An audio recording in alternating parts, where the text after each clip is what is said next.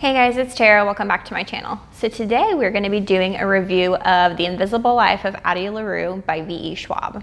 This is going to be a spoiler-free review, so if you haven't read the book yet, please feel free to stick around and see if it's something you might enjoy. So, start off, here's the book, okay? You can see my, I don't know if you can see that in the light, all my tabbing. All right, so the premise of this book. The Invisible Life of ADDIE LARUE follows, obviously, ADDIE LARUE. She's a girl who grows up in the 1700s in France and is basically being forced into this arranged marriage of convenience by her family that she doesn't at all want.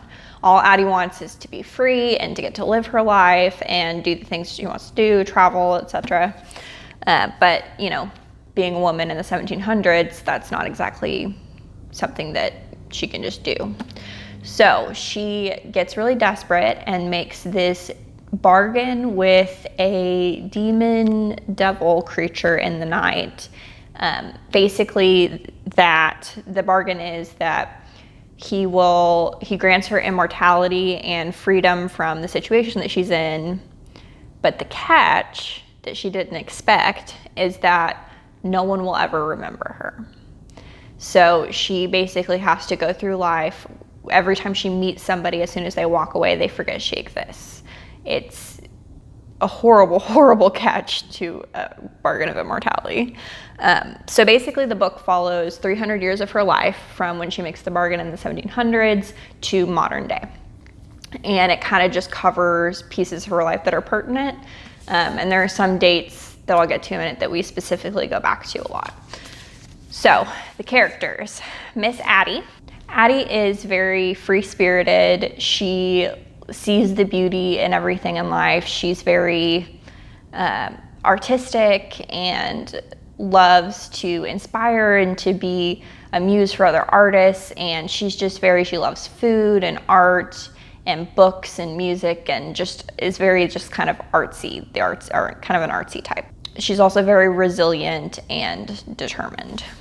Then there's Luke. Luke is the name that she's given to this demon that she bargained with. Luke comes back once a year on the anniversary of the bargain that they made to ask her whether or not she's ready to give up, basically. Because once she is tired of living this life of immortality where no one remembers her, she is going to forfeit her soul to him.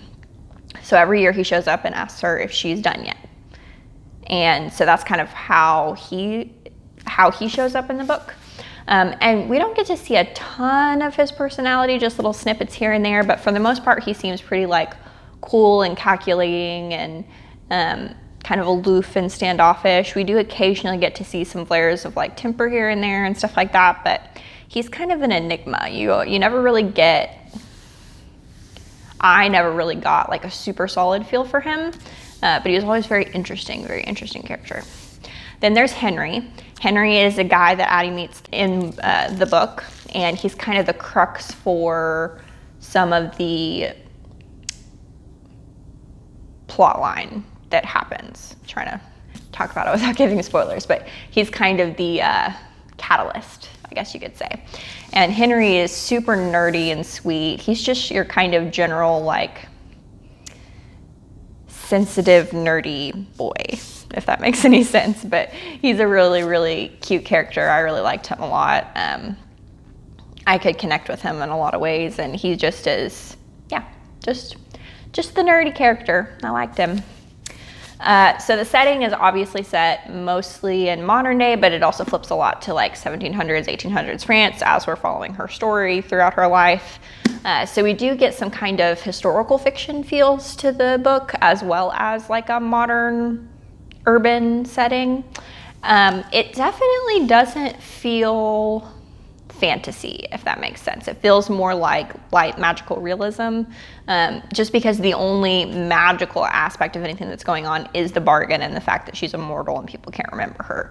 And while that is a huge theme in the book, it's not something that is kind of an in-your-face kind of magic, and that really is the only magic. And it never really delves into who Luke is and why he's there and what the devil, demon, like what all that is. Like it really doesn't deal with that at all. It's mostly just about Addie and her life. So it's definitely like a light magical realism is what I would categorize it as instead of fantasy. Let's talk about the ending. So as far as I know, everything I've read has said that this baby is a standalone, that there won't be any sequels. It's not a series. And I'm still coming to terms with that, okay? It's been like a solid couple weeks since I finished this bad boy, and I am still upset about this, okay? And it's not that it has a bad ending. It's just that the ending is it's one of those kind of open-ended endings where you're like, oh, they're leaving room for another book, but apparently not. Apparently it's just one of those open endings where you're supposed to kind of like fill in the blank for yourself, I guess. I mean, it's not like a major cliffhanger like that. I don't want to make it sound like it's a bad ending because it really, really was a good ending. I don't know how I could have read this book and not wanted more, if that makes sense. It definitely was a very, very profound ending. It left you reeling. It left you thinking about yourself and your life. And I mean, this in general was one of those books that just makes you think. It makes you think. It makes you examine your life and your choices and how you're living, and makes you appreciate everything on a deeper level. And it just was a really good book, guys. It was a really good book. So cons for this book.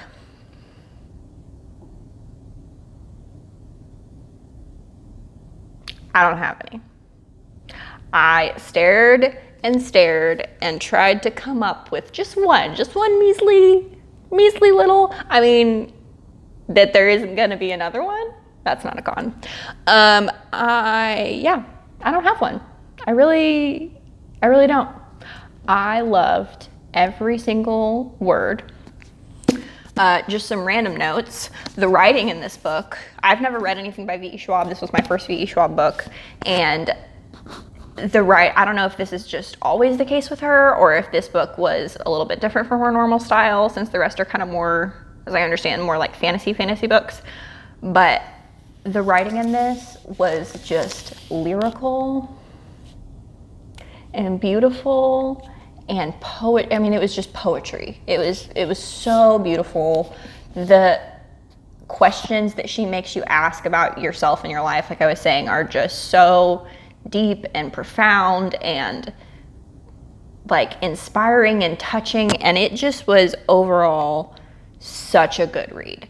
Like I don't know. I don't even know what else to say about it other than this is one of those books that you will read and it will stay with you forever, and you will think back to, at least I am going to be thinking back to things that I learned about myself and about the world reading this, and it will probably impact me forever.